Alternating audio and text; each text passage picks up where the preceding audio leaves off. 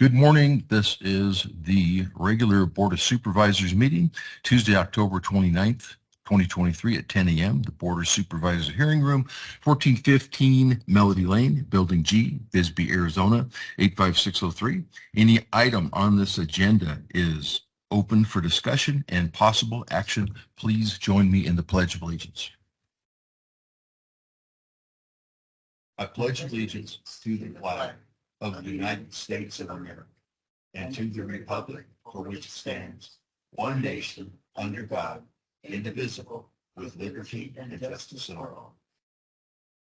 You may be seated. The order or deletion of any item on this agenda is subject to modification at the meeting. The board may vote to recess into an executive session for the purpose of obtaining legal advice from the board's attorney on any matter listed on the agenda pursuant to ARS 38-431.03A3. Roll call. Crosby, District 1 is here. District 2. Supervisor English is present. District 3. We seem to be missing Ms. Judd at this time. However, we will continue, and so maybe she will join us later. Members of the public may attend this meeting via Microsoft Teams computer or mobile app or via phone by calling 602-609-7513 or 888-680-6714. Conference ID 384471281 £281. If you have trouble accessing this meeting remotely, call 520-432-9200 for direction. The board may permit public comment during the discussion of any item on this agenda. To speak on an agenda item or during the call to the public, complete and return the speaker request form to the clerk of the board prior to the start of the meeting. And we will begin with call to the public. And Mr. Kern, would you care to address the board at this time? And as Mr. Kern's approaching, if I may, Supervisor Crosby, you indicated that it was October 29th. Oh, it's August 29th. It is August 29th. Thank you very much. I'm getting a little ahead of myself. Thank you, Mr. Collins. Excuse me, Mr. Kern. Oh, my name is Alfred Kern. I've been here every month since last February, twice a month. I've talked with Ann English since she's been in office. And nothing has been done. Nothing, and nothing has been done in our roads. Not just my road, but all the roads, county roads. The county is maintaining roads with no homes on it, but yet they're eliminating roads that have over 30 homes on it. I don't know, and I know you can't speak to me, but you can nod your head or shake your head. Are you going to do anything? You can shake your head, yes or no. But I tell you, it's the same thing every month, twice a month. Nothing has been getting done. I mean, what do we have to do? You know, what is the solution? Don't give me a negative answer. Give me a positive answer. What do we have to do? You know, a phone call later would help. You know, like I said, what do we have to do?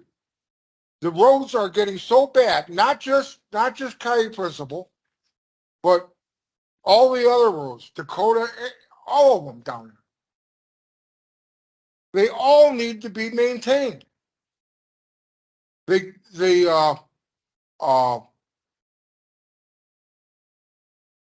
took up the road, 5th Street, in front of the Walmart.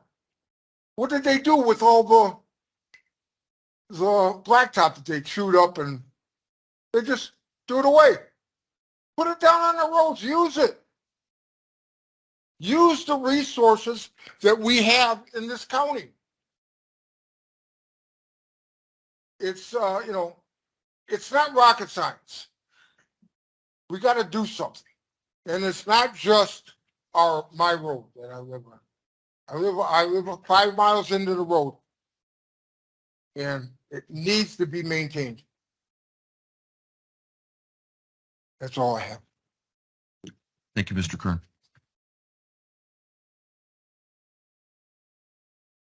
Next on call to the public, Allison Morse. Ms. Allison Morse, are you with us this morning?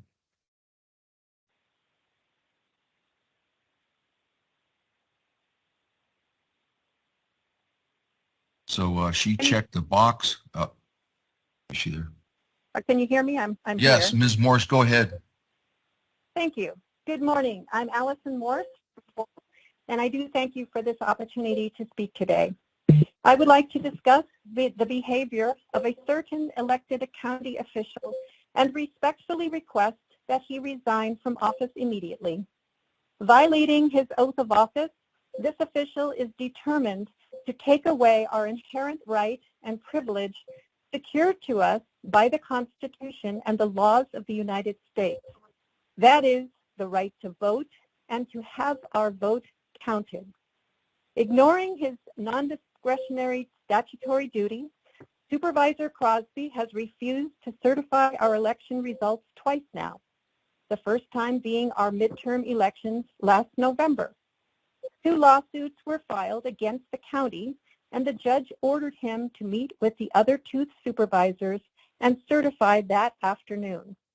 In an act of defiance and cowardice, Mr. Crosby did not even bother to attend that meeting. Several months later, he failed to certify our jail district tax election, voting no on the issue. Once again, he chose not to fulfill this non-discretionary statutory requirement, and by doing so, showed that he was willing to disenfranchise the voters of Cochise County. In yet another egregious attempt to defraud Arizona voters, Mr. Crosby recently filed a frivolous lawsuit to decertify and void the election results in Maricopa County, 9 months after our midterm election. Not surprisingly, this case was almost immediately shut down and dismissed by the Arizona Supreme Court. These unethical and unlawful actions bring shame and disgrace to Cochise County, Supervisor Crosby. You have repeatedly demonstrated a willingness to disrupt, delay, decertify, and defraud our elections. You seem eager to defend your First Amendment rights by quoting the Constitution, but you conveniently overlook the most fundamental right of those of us living in a free and fair democracy. That is the right to vote and to have our vote counted. I respectfully request that you please resign from office to make room for someone who respects our rights as voters and is willing to certify our election results. Thank you.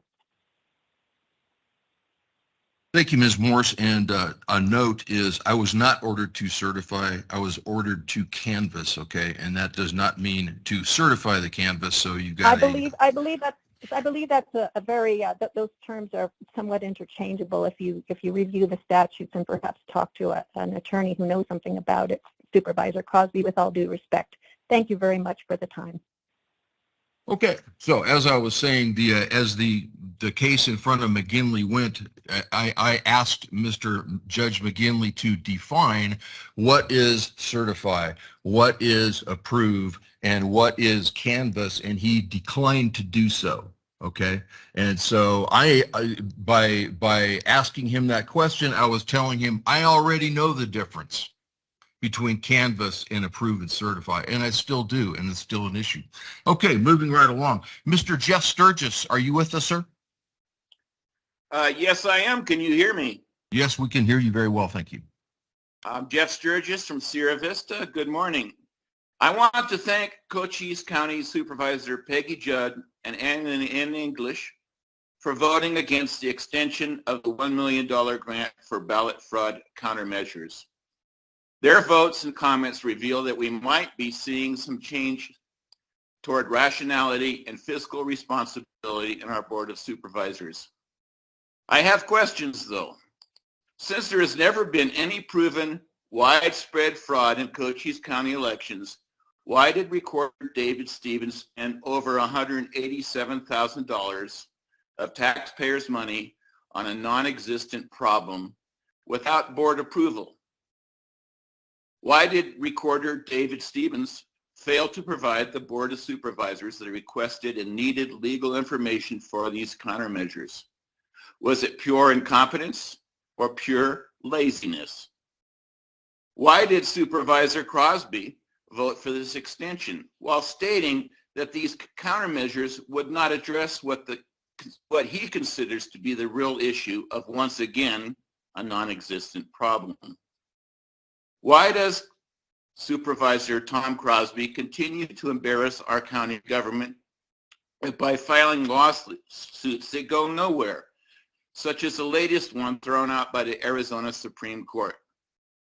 Why did Supervisor Crosby have his lawyer cite evidence that was raised by the failed gubernatorial candidate in a seemingly frivolous lawsuit that was also thrown out of court?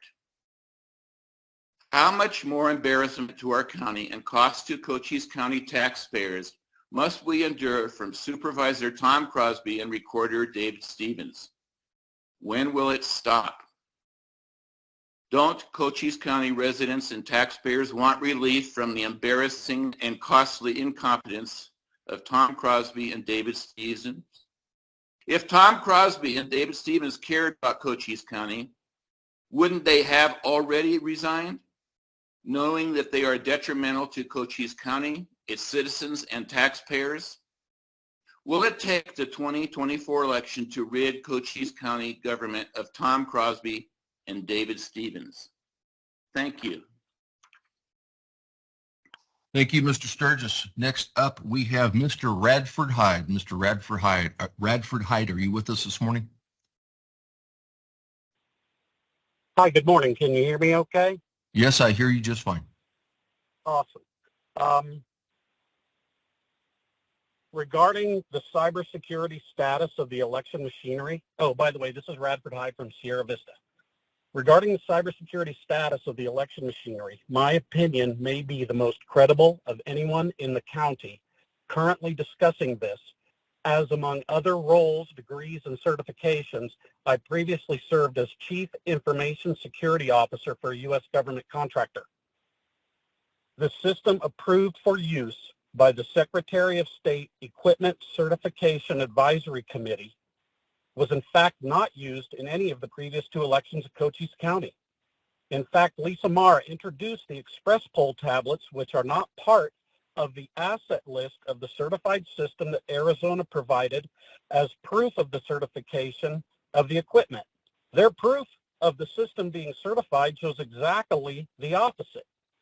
You cannot have a system that is mostly certified. Even the whole thing is certified, or it isn't. A common fallacy is the machines were not connected to the internet. Precincts have physical lists of people expected to vote at that location. How do these voting centers know who has voted and who has not? Internet communication to a central database that is constantly communicating who shows up and where. That is the only way to know if Joe Blow shows up at a voting center, whether he voted previously, perhaps in a different voting center. Some central database has to keep track of all this and update all the rest. Ms. Judd said over and over again in public and in private discussions I had with her that she was going to do everything she could to work hard for election integrity.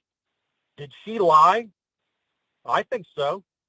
Did Ms. Judd in fact say we have to have mail-in ballots or we won't win? I don't know. Ms. Judd, why did you say you would fight and then do a complete 180 and insist on mail-in ballots? He was in favor of the 100% mail-in ballots for her district. Mr. Wood, Steiner, and Rice presented a mountain of evidence and wanted to present even more, which Ms. Judd said would happen shortly after everything settled down, and now crickets.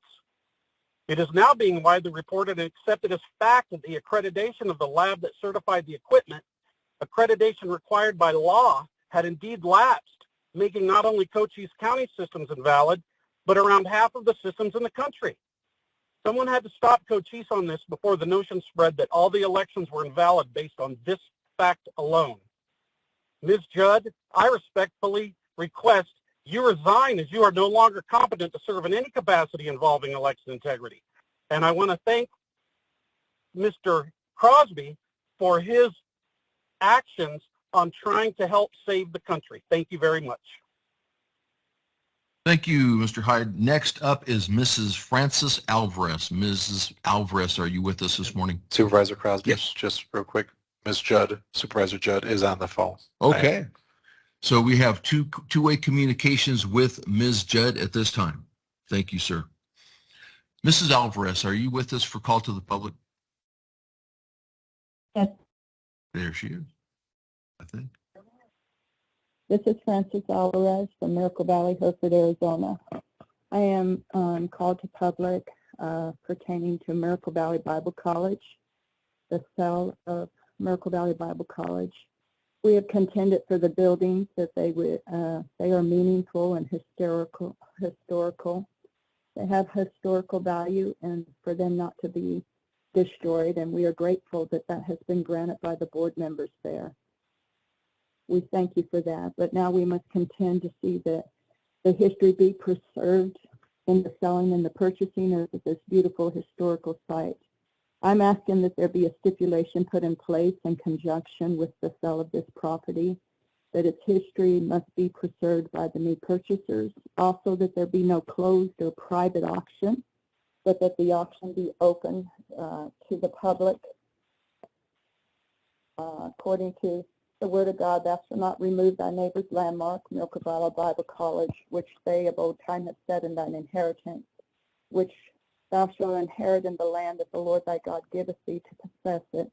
Speaking of the children of God, these landmarks were to remain undisturbed and were not to be encroached upon, not only in that generation, but throughout the generations to come. When God established those landmarks, they were to remain. They're important to the Lord. He said, this land, this valley is my valley. Remove not the ancient landmark which thy fathers have set. In other words, the boundary doesn't change from one generation to the next. It didn't in regard to the property rights of the Israelites, and the boundary does not change spiritually when it comes to God's will for Miracle Valley Bible College. God's landmarks were set in ancient times and were not to be removed. These landmarks were established in God's immutable and unchanging word. His boundaries do not drift or change from generation to generation. They remain the same as when God established them, and they will remain in place until Jesus come again. So I just request that whoever purchased, there be a stipulation put there that it remains historical Miracle Valley Bible College, and that it be an open to the public auction. Thank you. I appreciate your time. Thank you, Ms. Alvarez. And next is Rebecca Allen Jones. Is Mrs. Jones with us today? Hello, yes, I am. Thank you for being here.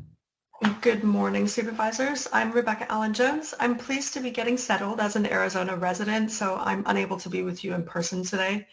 On behalf of Miracle Valley Oasis Center, I'm compelled to ask you to step up your care for the future of the historic Miracle Valley Bible College property. July 25th, you held a work session where you decided to sell the property with no asbestos abatement or demolition, and this is legally required of you, so thank you for taking that seriously. This property was determined to be eligible for listing on the Arizona and National Registers of Historic Places. Arizona Revised Statute 41-862 requires that a state agency in control of any property which is eligible for listing on the register cooperate with the state historic preservation officer to nominate it for the Arizona Register, and also exercise caution to not inadvertently sell the property to anyone who would not seek to preserve its historic character. The county's assessment on July 25th to not treat this property with special care due to its historic value is actually a legal error. According to the treasurer's deed for this property, it is owned by the state of Arizona in care of the Board of Supervisors. In this unique situation, Cochise County acts as an agent of the state and is a custodian with full responsibility to abide by Arizona's historic preservation statutes governing eligible historic properties. The board acknowledged this responsibility by consulting with SHPO, and it is why you have an ongoing legal duty to treat this property with extra care and caution. The county should be cooperating with SHPO to nominate this property to the historic registers and to exercise caution with the upcoming sale.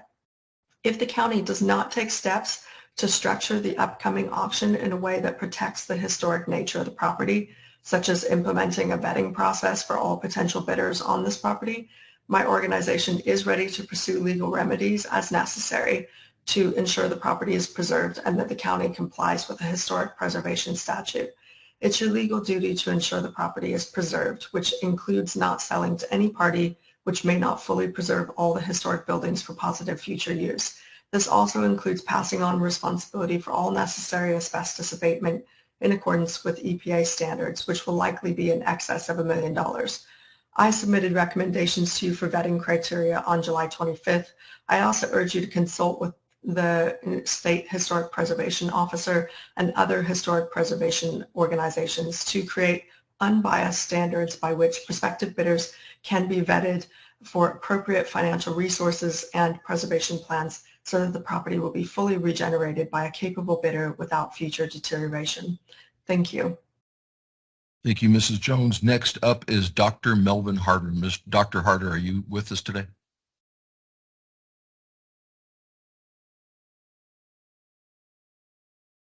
Well, perhaps we can hear Dr. Harder before the end of the call to the public. Next up is Mr. Stephen McNeely. Mr. McNeely, are you with us today?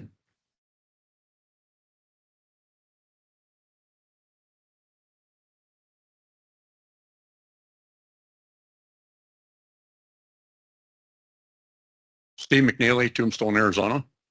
I own Outlaw and Zipline, my wife and I.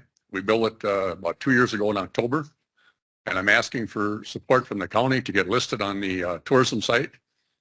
I've worked numerous times. I'm working with Kate Cox, and I know it's a combination between the cities and the county, but tourism is one of our biggest things in Tombstone, or in Cochise County. And we're family orientated. You know, it's something that brings a lot of people. We've had people from many countries and states in the last 2 years. But the biggest problem I have is we come to the county and they don't know how to find us. And it's unique. We're the only zip line in southern Arizona. The closest one is Oro Valley. It's a great experience for young families. We get a lot of people from Green Valley, retirement, grandparents and that want to bring their children. And I've had many people call me and say, how come you're not listed on that site? You should be on there. And I'll read the council's. It's right on their website. It says activities of Cochise County Tourism Economic Council are defined through the intergovernmental agreement between participating counties, Cochise County. Funds received from each entity are cooperatively invested, marketed, promoted to promote Cochise County as a destination for tourist and economic investment. The committee, council committee members defined through IGA are county administrator, city managers invested in the community, include Bisbee, Douglas, Sierra Vista, and Wilcox. The communities are bound by geographic and common vision to enhance the county economic and tourism and economic development and share in their passion of the region, potential visitors, businesses, and residents. I know Tombstone is not in it. I've been told. It's not my fault. I live in the county. I pay taxes in the county.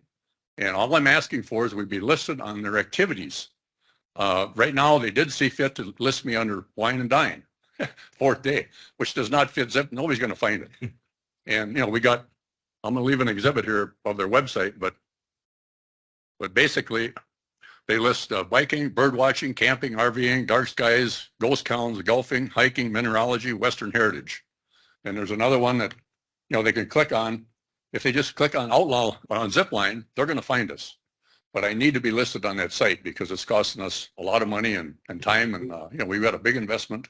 It's something that brings families to Tombstone and, of course, Cochise County. And many of them do other things when they're here. It's not the only thing, but, you know, we've attracted people, like I say, from all over the world. And just last week, we had people from Idaho, Pennsylvania. We've had people from Germany, Australia. So they need to find us, and that would help. If I can leave some of this with whoever, I'd appreciate it. Thank you very much. That would be... Appreciate any help you can give me. I've talked to Jane Montgomery and Kate several times, and she keeps telling me she's going to do something, but it just never gets done. So I thought I'd come to you and ask for your help. Okay. Anything that you want to be part of the public record or the permanent record can go to our clerk over there. Thank you very much, Mr. McNeely. Okay, next and last, we'll give Dr. Melvin Harder another try. Dr. Harder, are you with us today? And hello? Oh, there you go. Hello? I can hear you. Go ahead. Okay, yes, I want to speak on two issues real quickly. One is I want the idea of a public auction for the sale of the Miracle Valley property. I believe this approach would greatly benefit the county by generating additional funds. Unlike a silent auction, a public auction would encourage competitive bidding, maximizing the potential earnings for the county.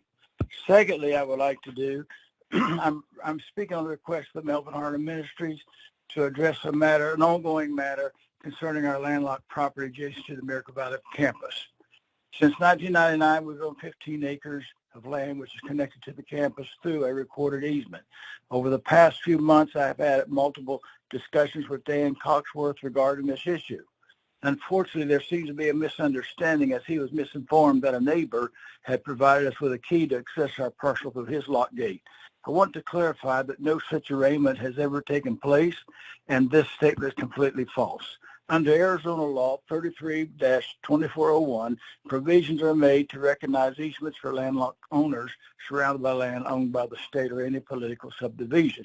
The law explicitly states that reasonable, and I quote, reasonable access to private property shall not be denied by this state or any political subdivision of the state, end quote, emphasizing the importance of granting access to a landlocked properties. Therefore, on behalf of Melvin Harder Ministries, I kindly request permission to cross the Miracle Valley campus in order to access our legally recorded easements leading to our privately owned property. Thank you for the attention to this matter, and we look forward to a favorable resolution. One other thing I'd like to mention, my time's still appropriate. I want to say I appreciate Tom Cosby for his work in certifying or uncertifying our county. I appreciate for freedom and what we have, and that we have the freedom to question any election, whether it be the President of the United States or any county official. So I thank you, Mr. Cosby. Thank you very much. That's all. Thank you, Dr. Harder. Moving along to the consent agenda, items 1 through 5. The chair would hear. Hello? We have one more speaker, Supervisor Crosby. I wasn't aware of that. Who do we have?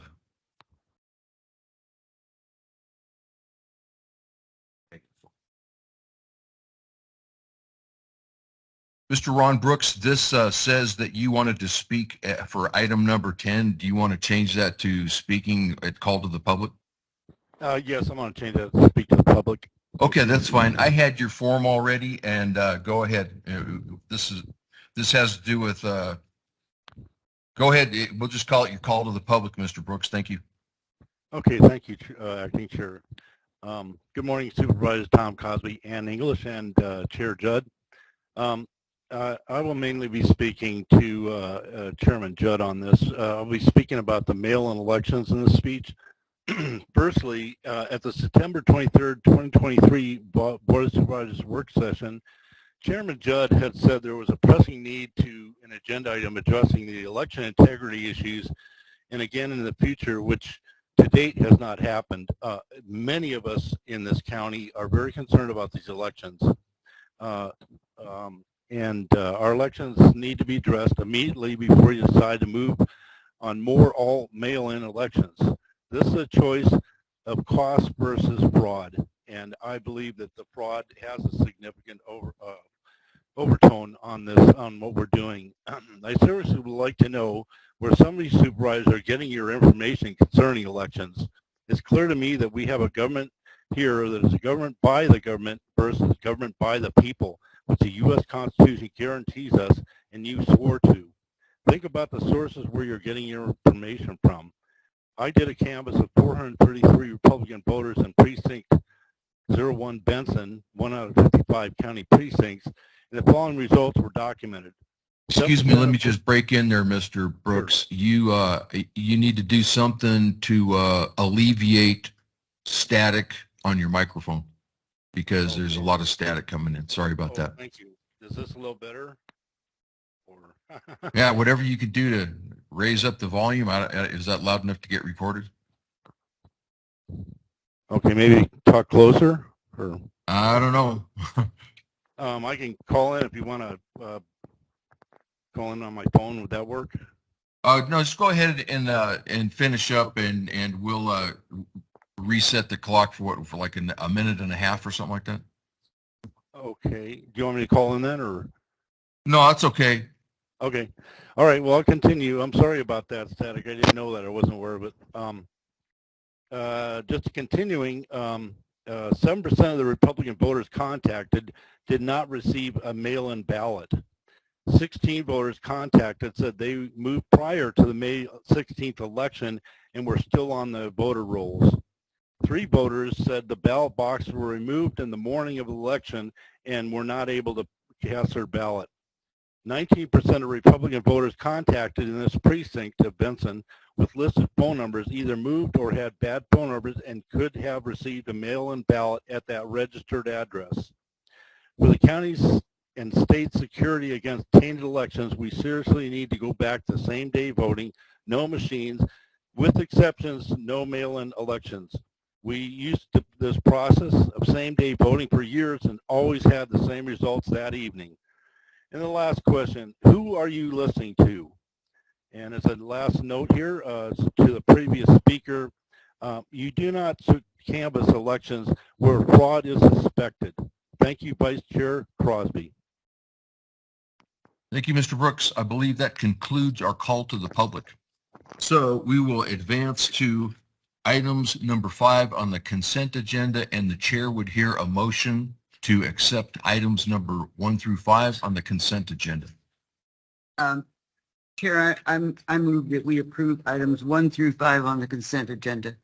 Is there a second? Is there any discussion? No discussion. I got a question for Ms. Shipley. Is Ms. Shipley here with us? Okay, thank you so much.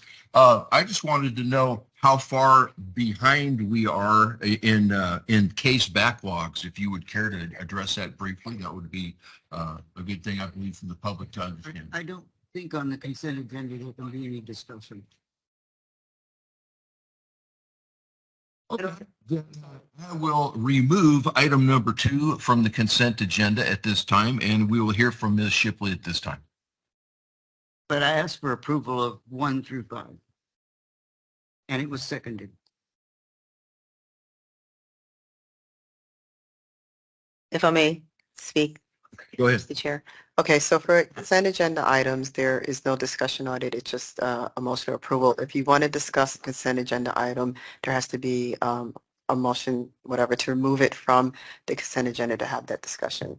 Okay, So, I move to remove. No, I don't need a. Okay, I'll do that. I would like. I move to remove consent agenda item number 2 from the consent agenda item list of 1 through 5. Is there a second? There is no second, so the motion dies. I'm sorry, Ms. Shipley, and you can send me that on email.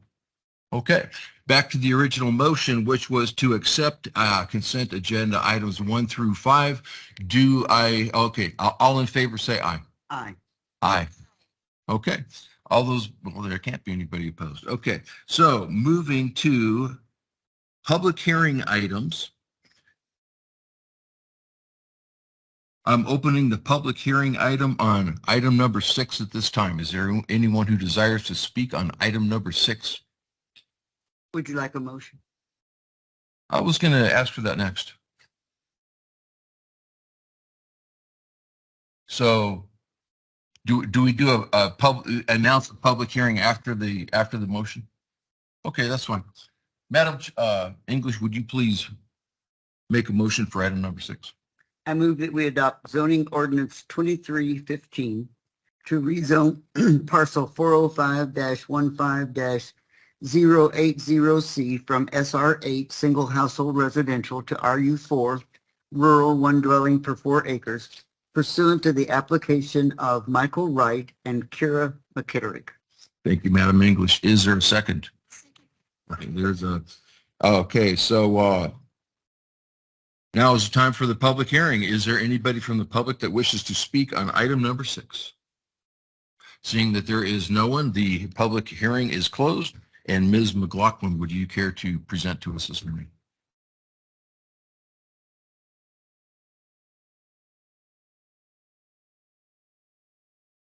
Good morning. This is an applicant-initiated rezoning request. The applicants are Michael Wright and Kara McKendrick. The current zoning is SR8, single-family residential, one dwelling per 8,000 square feet.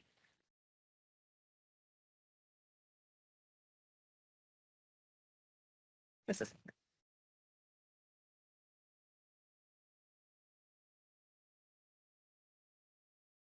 There we go.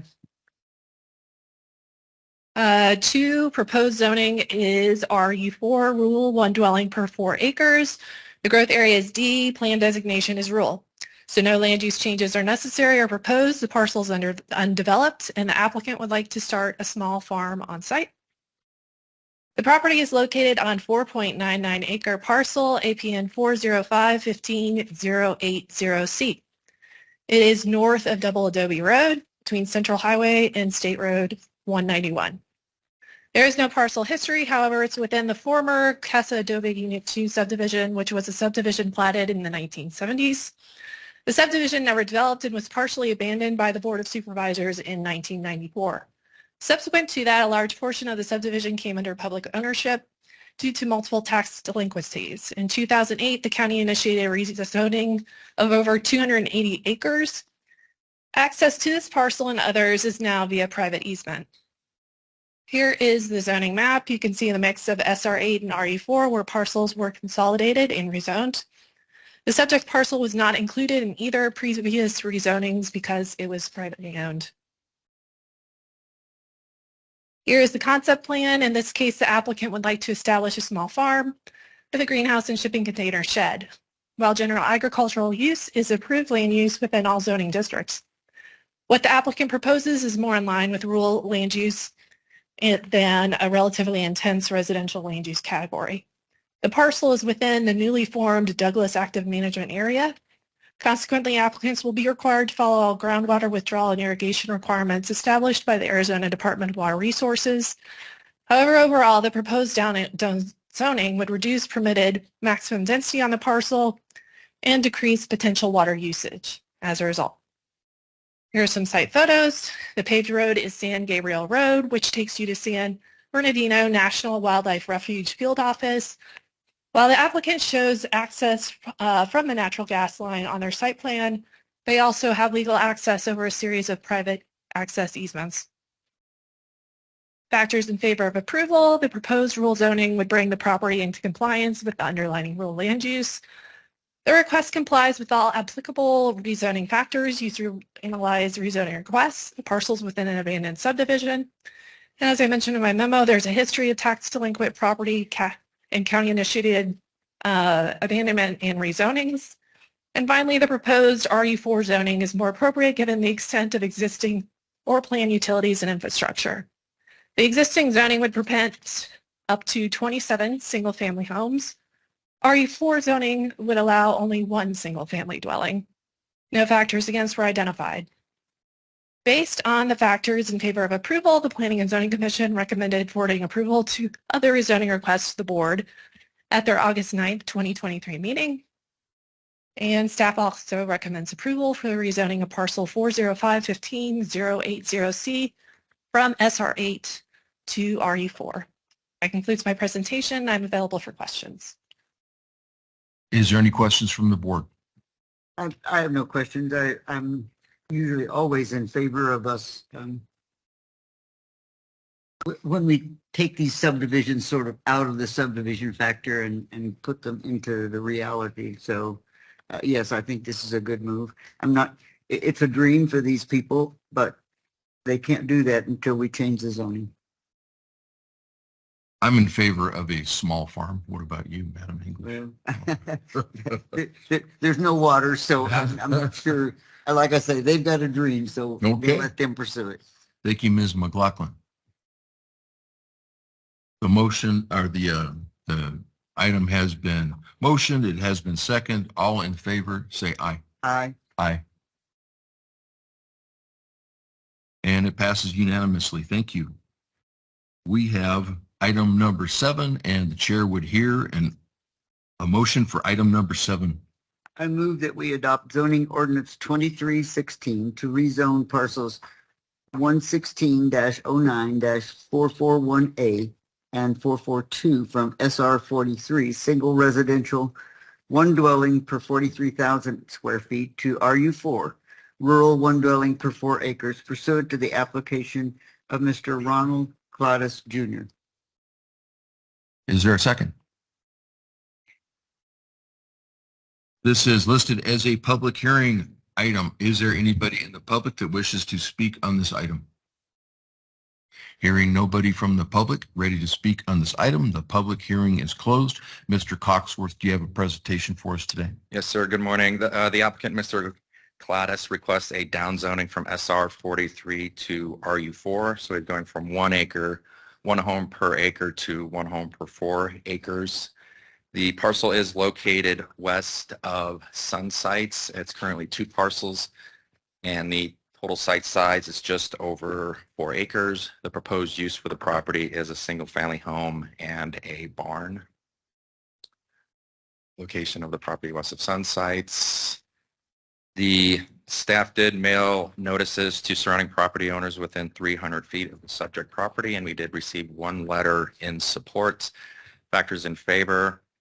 The request does comply with 13 of the applicable rezoning factors. It would be keeping in character of the area, and we did receive that 1 letter in support. No factors against this rezoning were identified. Drone image of the site. It's pretty rural out there. There's not much really going on. That's Ironwood Road, where the property is accessed from. The Planning and Zoning Commission at their August 9th, 2023 meeting did recommend to the Board of Supervisors approval of this rezoning request, and staff does also recommend approval with the condition that the applicant combine the 2 parcels prior to permit issuance. And that concludes my presentation. Thank you, Mr. Coxworth. The motion and second has been made for item number 7. Therefore, I call for the question. All those in favor say aye. Did you close the public hearing? Oh, I thought I did. Okay. So there was a motion. There was a second for item number 7, and I call for the question. All those in favor say aye. Aye. Aye. There we go. It is unanimous. Item number 7. Moving to item number 8, the chair would hear a motion for item number 8. I move that we adopt zoning ordinance 23-17 to rezone parcel 401-41-655A from R36 residential, 1 dwelling per 36,000 square feet to RU4 rural, 1 dwelling per 4 acres pursuant to the application of Ms. Jennifer Johnson. Is there a second? Okay, this is also listed as a public hearing item. Is there anyone from the public that wishes to address item number 8 on our agenda? Hearing no response for anyone from the public on this public hearing item, I declare the public hearing item. The public hearing is closed. And Mr. Coxworth, do you have an additional presentation for us for item number 8? Yes, sir. Thank you again, members of the board. Today of downzonings, the applicant, Ms. Johnson, does request a downzoning from R36 to RU4. The property is located in the Alfreda area, a fairly remote part of the county. Initially, there was 3 parcels. Since the Planning and Zoning Commission in this meeting, Ms. Johnson has combined those parcels, and the parcel is now 7.2 acres, which meets the minimum requirement for the RU4 zoning. The proposed use is a single family home on the property. This does show the previous 3 parcels that she combined now into parcel 655A, and the rezoning ordinance does reflect the new parcel number. Staff did send letters to property owners within 300 feet, notifying them of this downzoning, and we received no responses. This request does comply with 10 of the applicable rezoning factors used by staff to analyze the request, and it also would be in keeping with the character of existing development in the area. No factors against this rezoning were identified. At their regular meeting on August 9th, the Planning and Zoning Commission voted unanimously to recommend to the Board of Supervisors approval, and staff does also recommend approval of this rezoning request. Picture of the posting on the property. recommendations, and that concludes my presentation. Thank you, Mr. Coxworth. Is there any discussion from the board? I'm just curious. You said you sent out letters to people within 300.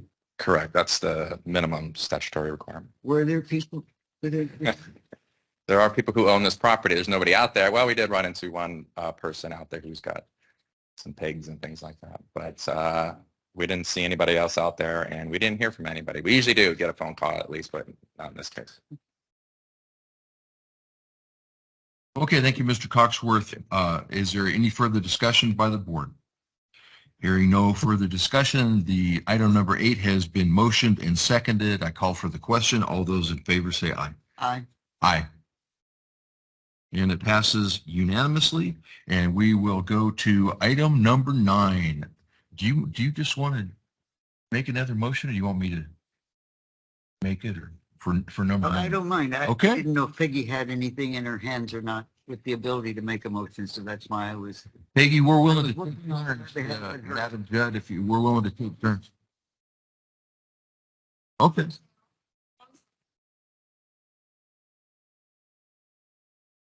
Okay. I move that we approve fiscal year 2023-2024 adult probation funding agreement as provided by the Arizona Supreme Court Administrative Offices of the Court, or AOC, in the amount of $2,203,600 effective July 1st, 2023 to June 30th, 2024. Is there a second? I second it. Oh, the motion, it has been made and seconded. Item number 9 will be presented by Teresa Rockridge, Administrative Finance Manager of Adult Probation. Ms. Rockridge, would you please tell us about this? I will do. Good morning. This is our annual funding from the Supreme Court Administrative Office of the Courts for our adult probation funding. There are a couple of changes this year. We did receive our regular funding, but we also received some extra funding. One is called Probation Increase Backfill. And what they're doing is there was an amount appropriated by the legislature to help increase probation salaries. And this is throughout the state. So we did receive funding for that. We also received what's called unallocated retained. This is money that will be available to us if we request it.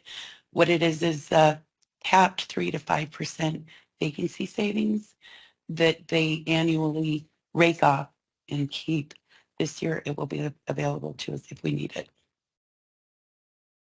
Are there any questions from the board? I have one question. How many of these, how many probation people are funded through this grant? For adult probation, we have 46.91 positions. So it will affect everybody who's paid through state funding So these are all state funded? No. How many are state funded through this amount of money? Because I know we pay for some and the state pays for some. We do. I don't have the exact amount of those. I will tell you that the state does fund 60%. Okay, that's close. Okay. Thank you. Are there any other comments or questions from the board? Okay. Item number 9, the motion has been made and seconded. We have heard a presentation. Therefore, I call for the question. All those in favor say aye. Aye. Aye. It is unanimous and it passes. Ms. Rockridge has requested that we move to item number 15, so we're going to do that a little out of order. And so I would hear a motion for item number 15, please. Okay, I move that we approve fiscal year 2023-2024 juvenile probation funding agreement as provided by the Arizona Supreme Court Administrative Offices of the Court, or AOC, in the amount of $1,219,484, effective July 1st, 2023 through June 30th, 2024. Is there a second? The motion has been made and seconded. Madam Rockridge, would you tell us about item number 15, please? All right. This is the same as our adult probation funding. It comes to us through the Supreme Court, Administrative Office of the Courts. It's our annual funding, and our funding is the same, but we also have that backfill amount and the retained but unallocated, which is the vacancy savings. And 45% of our funding comes from the state. 45 on this one, okay. Any further questions or comments from the board? No, sir. Item 15, the motion has been made and seconded. Therefore, I call for the question. All those in favor say aye. Aye. Aye. Aye. And it passes unanimously. And so we will go to item number 10, and the chair would hear a motion for item number 10. I move that we remove this item from the table for discussion and action. Okay. Ms. Gilman, would you care to, Second. oops, I'm sorry. We need a second. It's been, okay. 10 has been moved and seconded. Ms. Gilman, you have a presentation for us today. Okay. Okay, to untable it. I get it. Okay. The motion has been made and seconded. All those in favor of taking it off the table say aye. Aye. Aye. Now, Ms. Gilman, do you have a presentation for us? Okay. So this item was tabled at the August 8th meeting, and it is the minutes from July 25th. At that meeting, Supervisor Crosby requested a clarification under the elections item number 5, paragraph 5, last sentence. He requested a clarification regarding that Chairman Judd stated that there was a pressing need for legal advice. After listening to the recording, the clerk's office confirmed that was correct, and so we made that clarification on the attached agenda items. Thank you very much. I am satisfied that the correction has been made. Therefore, the item has been removed from the table. I would be looking for a motion to accept the minutes of the regular Board of Supervisors meeting of July 25th, 2023. Could I make a statement Yes, you about minutes, since we're talking about bringing them back to us in order to, he said, she said. I'm under the impression that minutes are supposed to reflect only action. And who makes motions, and was it up or down?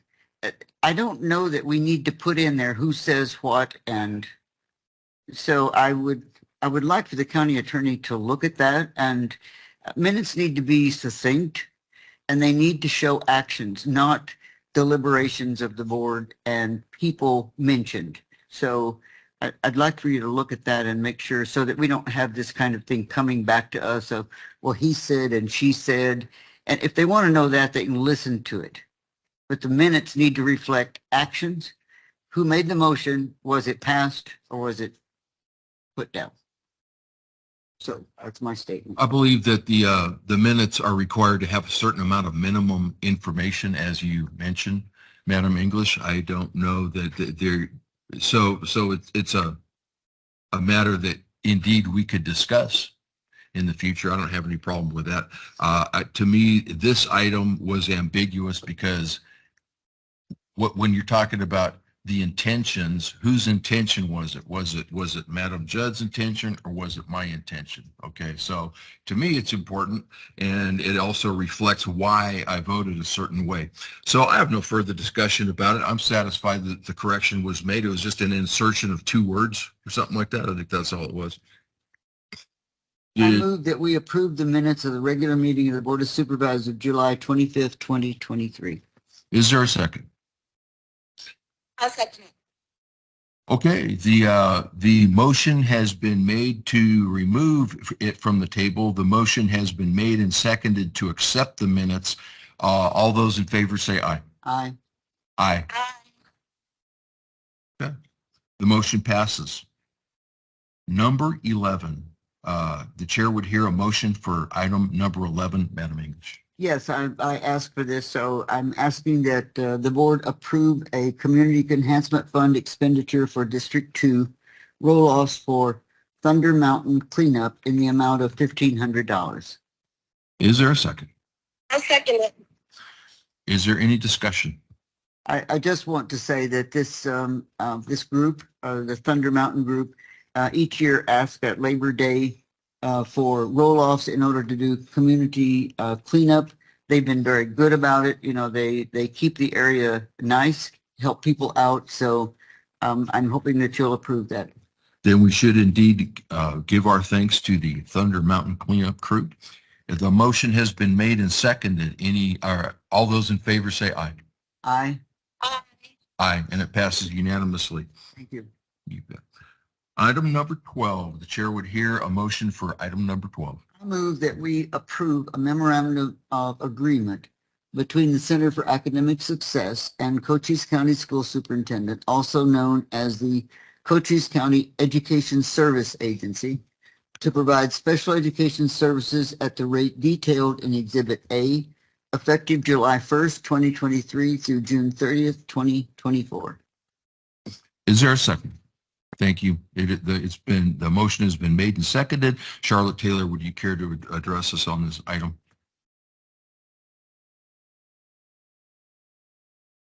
Good morning and thank you. I'm the manager for the Behavioral Health Consortium, and we just want to be able to offer these services such as evaluation, screening, METs and IEPs, counseling, functional behavioral assessment and behavioral intervention plans, as well as coaching at a reduced rate compared to some of the rates that they're having to pay to have services come from Pima County or Maricopa County. And so that's what we're asking for here. Okay. The item has been moved and seconded. Is there further discussion or questions by the board? No questions. Okay. So I hear no further questions, so I call for the question. All those in favor say aye. Aye. Aye. And we have item number 13 also from Ms. Taylor. The chair would hear a motion for item number 13. That we approve intergovernmental agreement between Pomerene Elementary School and Cochise County School Superintendent, also known as Cochise County Education Service Agency, to provide these special education services at the rate detailed in Exhibit A, effective July 1st, 2023 through June 30th, 2024. The motion has been made. Is there a second? Second. Okay, Ms. Taylor, would you please present for us? Okay, it's the same as the last one. Just we want to offer the same services for Pomerene Elementary School District. Okay. Thank you. Any further questions or comments from the board about item number 13? No. Hearing no, Necessary service. hearing no further questions or comments, I call for the question. All those in favor say aye. Aye. Aye. I believe that was an aye from Ms. Judd, so that passes unanimously. Thank you very much. And thank you, Ms. Taylor. Next is a category of court administration, item number 14. The chair would hear a motion for item number 14. I move that we approve fiscal year 2023-24 traffic case processing funds funding agreement as provided by the Arizona Supreme Court Administrative Office of the Courts in the amount of $61,250, and that includes $25,000 matching funds from the general fund, $6,500 from cash carry forward, and $4,750 from local judicial collection enforcement funds, effective July 1st, 2023 through June 30th, 2024. The motion has been made. Is there a second? There's a motion and a second. Ms. Shipley, would you care to present for us? Thank you. Good morning, Supervisors.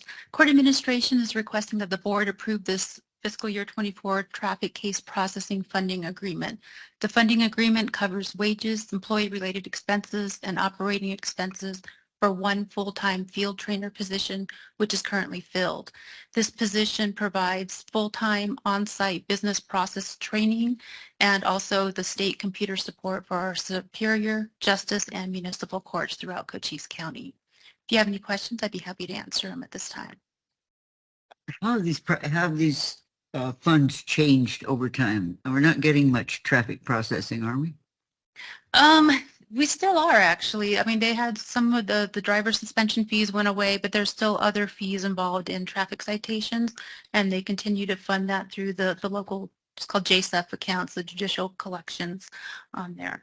And also in addition to that, so we get 25,000 from the state, then we get 25,000 from the county match, and the rest of them, the funds come from the judicial participants. So the clerk's office participates and all the justice courts, and they use their local funding to make up the difference on there. So it remain the same, the 25,000. So the difference is coming mostly from the participants, the justice courts and the clerk's office to make up the rest of the expenses.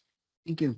Thank you, Ms. Shipley. I believe that you said that this position is for somebody called a field trainer. Correct. Are you familiar with that position? Yes. Basically, what does a field trainer do, or what do they train? We have one field trainer, and her role is that we have a case processing system. It's called AJAX that manages all the cases, civil and criminal, and also keeps track of the financial records on there. So she'll go out to whenever the clerk's office has new employees, she helps train them with that. Also at the justice courts for all of those, as far as receipting, taking in payment for the fines and fees, how to post them. And then she also now has branched out to helping with, she's a liaison for budget season and the financial stuff. So for New World, helping all the justice courts when they do their AP batches and do their requisitions. So it's branched out a little bit further now. So mostly but support for all the systems, and then working with the databases from the Superior Court as well. I have another question. Is your supervisor the clerk of Superior Court? No, it's we're actually separate from the clerk of the Superior Court. It's a little hard to figure out. Yeah. So what about this position? Is this position under the clerk of Superior Court? No, she's under court administration. Okay. Thank you very much. I don't have any more questions. Any other questions from the board or okay. The motion has been made and seconded for item number 14. Therefore, I call for the question. All those in favor say aye. Aye. Aye. And it passes unanimously. Thank you, Ms. Shipley. Thank you. Next is the report by Mr. Karwachka, County Administrator. Nothing to report at this time. Okay. And I will also pass District Number 1. Madam English. I'll pass. Okay. Madam Judd, would you like to make a report? Okay. Then what's the time of the next meeting? Next meeting, I see it right here. Somebody gave that to me. Thank you so much. Next meeting will be September 12th at 10 a.m. in the Board of Supervisors hearing room for a regular meeting. This meeting is adjourned. Thank you for everybody that helped me. Thank you, Madam English. Adjourned.